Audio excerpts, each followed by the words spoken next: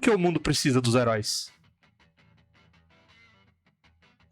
Novamente, né, o que a gente tá falando, ele é uma bússola moral, né? Ele normalmente, e aí depois a gente vai diluir em vários tipos de heróis, e muitos deles não são bússola morais, ou talvez sejam até exemplos do que não se deve ser, mas eles detêm normalmente essas qualidades e virtudes que uma sociedade almeja para que seus cidadãos sejam considerados boas pessoas, ou pessoas de boa índole, ou pessoas de bom caráter. Eu acho que tem e aqui eu vou usar uma concepção bem ampla da palavra. O herói é, antes de tudo, uma ferramenta de propaganda. E aí, quando eu falo propaganda, não é uma propaganda no sentido estrito senso, assim, propaganda como exclusivamente propaganda de ideologia ou propaganda mesmo comercial. Mas pode ser, né? Não, pode ser, mas ela não precisa ser, né? Então eu acho que assim, se o herói é um bom exemplo, ele é uma propaganda da ideologia, da religião, do modelo de vida, do código de conduta que ele zela. Então assim, o herói serve como um personagem para ilustrar as benesses de você seguir esse código de conduta, que muitas vezes pode ser restritivo. Então assim, você vai tá aí na imagem do Capitão América. O Capitão América foi criado como um personagem para mostrar ao mesmo tempo a superioridade americana, a defesa dos valores americanos, o cara que vai para a guerra, e para justificar, em certa instância, a violência da guerra contra outras pessoas, porque uma pessoa que seja pacifista vai olhar e falar, eu não quero, eu sou contra, e aí o cara vai lá mostrar que não tem jeito, que aquilo, porque o outro lado tem um vilão, etc. Então assim, muitas vezes você precisa mostrar que viver por esse código pode acontecer restritivo, com problemas, pode ser uma maneira positiva e até construtiva.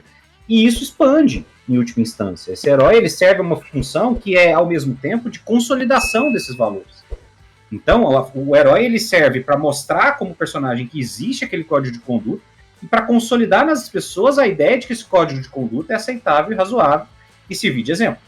Tanto é que você vai pegar heróis do passado que não valem mais, que não são mais tratados como herói, porque o tempo mudou, as coisas que eles defendiam mudaram, enfim, você não pode mais considerar. Exemplo claro, Indiana Jones. Indiana Jones era o herói nos anos 80. Nossa, caralho, ele vai lá, briga com nazista, que não sei o quê. E hoje em dia as pessoas vão olhar e falar, mas o herói de vocês é um maluco que vai lá roubar patrimônio cultural de outro país? É isso? É para isso que ele serve? Esse é o conceito de herói de vocês? É um cara que, como acadêmico, tá pouco se importando com... Então, assim, essa é uma concepção que talvez não fosse tão forte ou estabelecida naquele tempo. O espírito do tempo era diferente, o que fazia com que ele fosse considerado um herói. Hoje ele não é. Então, naquele momento, ele servia também para consolidar nas pessoas a ideia de que era aceitável você coletar patrimônio de outros países. Que está o Indiana Jones provando que se você não coleta o patrimônio de outro país, vem um nazista, pega ele e usa ele para se tornar imortal. Então, faz sentido você roubar esse cálice sagrado de alguém. Esta é uma função social, vamos dizer assim, do herói. Entendeu? E aí, literariamente, a arte dentro de um contexto... Tá muito político esse assunto hoje, tô um pouco preocupado. Mas até por isso que muitas vezes os heróis acabam tendo um reboot, né? A gente vê aí várias versões diferentes de heróis antigos, justamente para se atualizarem nessas demandas dos tempos atuais.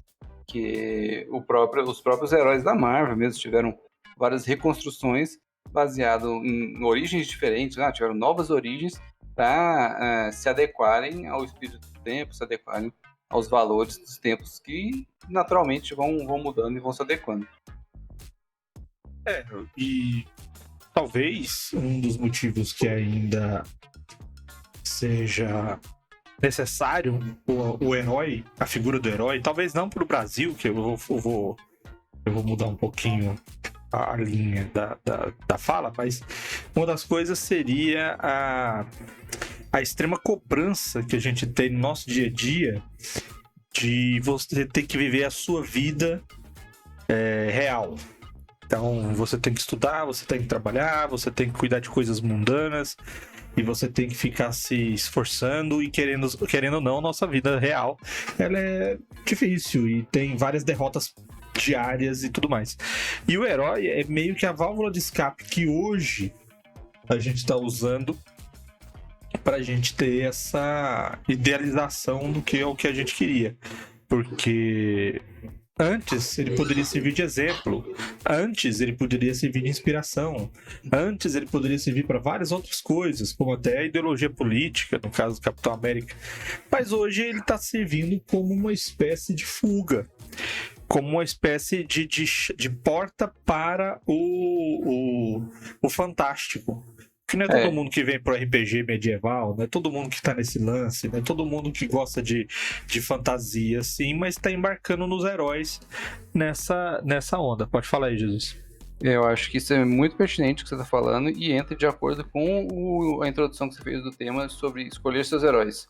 Porque na situação atual das mídias e do funcionamento do nosso tempo, heróis são escolhidos, como você disse, também como alguém que você almeja ser, não necessariamente no sentido de que eu vou até sim, vou copiar os seus feitios, mas as pessoas que hoje são heróis, muitas vezes, não foram preparadas para isso. E aí a gente tem influenciadores, pessoas de vida pública que, não conscientes da importância da opinião deles em via pública, acabam caindo mais para vilões do que para heróis. E aí a gente tem uma série de problemas de tempos atuais em decorrência disso. Pessoas não preparadas para a vida pública. Então, eu acho que nesse sentido acontece justamente o fato, o que a gente estava falando sobre o papel dele, né? Ele não se anula com essa função de fuga e de busca de um ideal. Na verdade, é complementar, ou seja, você tem um problema justamente dessa perda, talvez, de referências. As pessoas escolhem os seus heróis, e às vezes elas escolhem os seus heróis em pessoas que nem querem ser heróis, ou que não estão talhadas para serem heróis, etc., por uma série de fatores, uma questão de afinidade, etc., ou exposição, enfim. E aí é o que a gente fala, de você não ter heróis, a gente fala, não deifique, mas em última instância também não transforme as pessoas em heróis. Por quê? Porque o herói tem que ser, acho que a gente fala, o herói ele tem que ser uma epítome da virtude. Então, se você escolhe um herói que não é virtuoso, ou que tem falhas, e falhas graves, e falhas que se sobrepõem àquilo, a função que ele tem de referência de costumes, de referência de qualidades e tal, se perde. Você perde a função dele como herói. Então, assim, fulano é meu herói. Se fulano não é uma pessoa que tem virtudes, que não é virtuosa, você vai ter um problema sério, porque a sua referência se perde. A referência do que é o costume, do que deveria ser o espírito e tal, isso vai embora. E aí você vai seguir aquele exemplo, e é uma coisa que acontece, você se inspira naquela pessoa para talhar comportamentos, condutas, às vezes até inconscientemente, né? Principalmente quando a gente está falando o nosso público inclui muita gente mais jovem. E a gente começou a jogar RPG numa fase em que a gente está num processo de consolidação, de formação ainda, na adolescência, né, às vezes como criança ainda. Então esse é o momento em que você é particularmente influenciável e, portanto, se você escolhe errado os seus heróis, a chance de você seguir um código de conduta inerentemente falho é muito grande. É enorme. O Otávio sacou o Macunaíma. O Macunaíma é o exemplo que eu tava falando de anti-herói ou de herói caído, que é o exemplo do que não se deve ser, né? E aí agora, ele já foi retratado com essa função. Agora o Marcelo tocou, margiou e bordou e fez um círculo em volta de um assunto, que é o que eu ia chegar na segunda parte do meu argumento, que é a cultura dos países, a cultura dos povos também influencia esse heroísmo. Por exemplo, quando a gente tem a Grécia e Roma, consequentemente, que copiou tudo da Grécia, você tinha um preceito muito grande de construir heróis. Então a mitologia era cheia de heróis, a política era cheia de heróis, o exército era cheio de heróis, você tinha mitos e lendas e pessoas, e o próprio imperador, o líder de Roma, por exemplo, ele tinha que ser um herói, ele tinha que ser alguém que fosse a inspiração. E um país hoje que segue muito essa mesma linha é os Estados Unidos. Os Estados Unidos também tem a cultura do heroísmo. E eles usam isso no seu dia a dia. Então, a pessoa fez alguma coisa de diferente, alguma coisa de destaque, ele é um herói. O cara foi pra guerra, foi lá no Afeganistão matar pessoas inocentes, bombardeou a Síria e matou crianças, fez as famílias terem que fugir de lá. Ou então ele chegou lá em algum paizinho desse que tá perdido lá, sem rumo, e devastou toda a economia, jogou 1 bilhão de toneladas de explosivo na Coreia, e o soldado chega e ele é o herói. Então, eles têm isso no dia a dia. O Brasil já não tem. Quer dizer, os heróis brasileiros existem, mas o conceito do herói é diferente.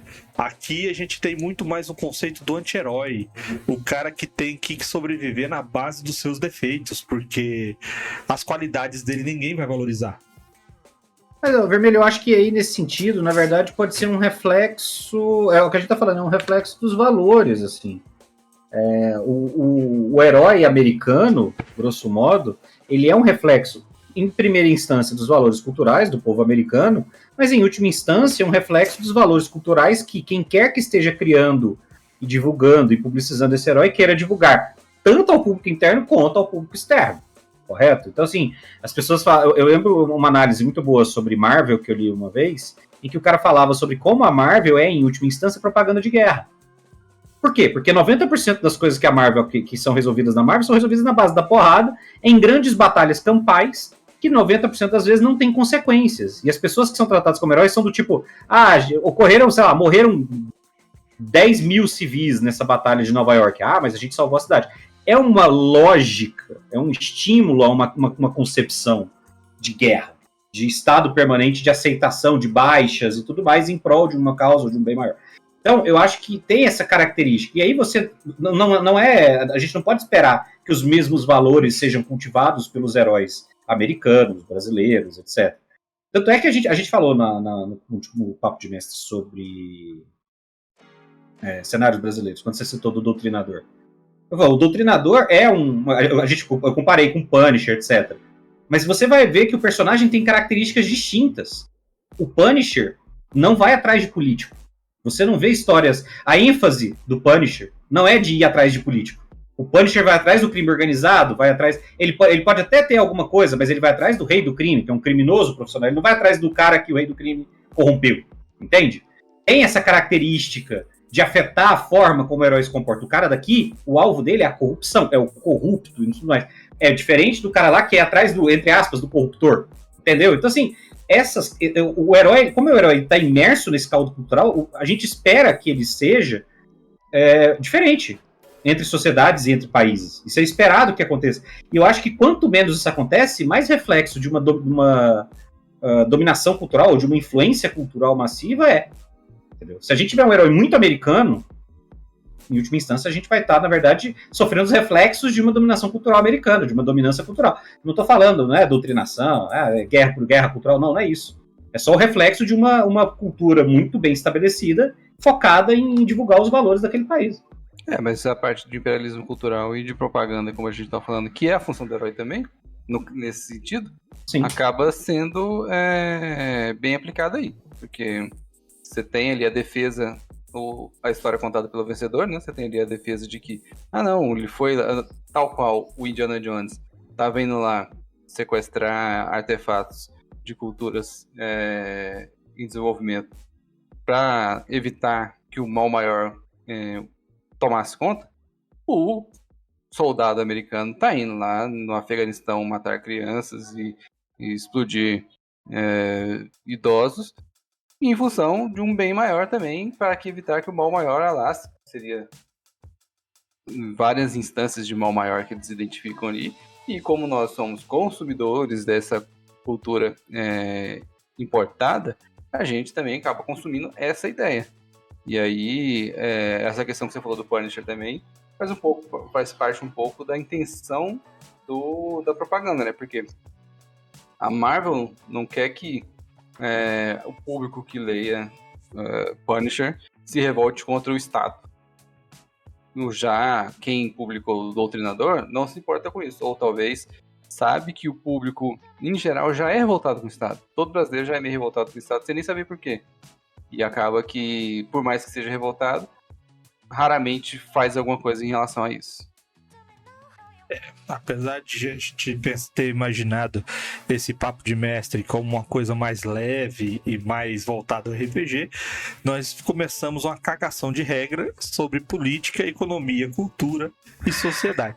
Você me Mas chama é pro a assunto, você vida. não pode esperar outra coisa, desculpa. Mas é a vida, porque nós temos aqui o Salada, que é o intelectual e intelectualizado, fortemente letrado, e aí é difícil a gente concorrer com tamanha orientação política. Agora, antes de ir pro próximo assunto, eu gostaria que vocês olhassem para essa imagem, porque eu só percebi agora que a Scarlett Johansson aí, a Viúva Negra, ela tá com metade do corpo dela e metade do corpo de outra pessoa. Parece que a proporção do corpo dela tá errada lá. Parece que ela foi desenhada pelo Rob Liefeld, né? É porque ela tava grávida, você saca, nesse filme aí, né? Sim, então, esse aí rolou um Photoshop ali, ó. É, então ali você dá pra ver caracteristicamente que ela é outra pessoa. Caraca, Igual a cara, eu Gal nunca tinha Gadot na notado. Mulher Maravilha também. É, aqueles... Gal Gadot tava grávida? Tava. Eu nem sabia que a Gal Gadot tinha filho. O duro pra ela foi voar naquela corda segurando o míssil, que lá deu um trabalho, ela quase perdeu o bebê. Ah, essa é perigoso mesmo. E ela faz sem dublê, você sabe, né? É. Essa cena ela fez sem dublê. O problema não foi nem sem dublê, o problema é que eles não tinham desarmado o míssil.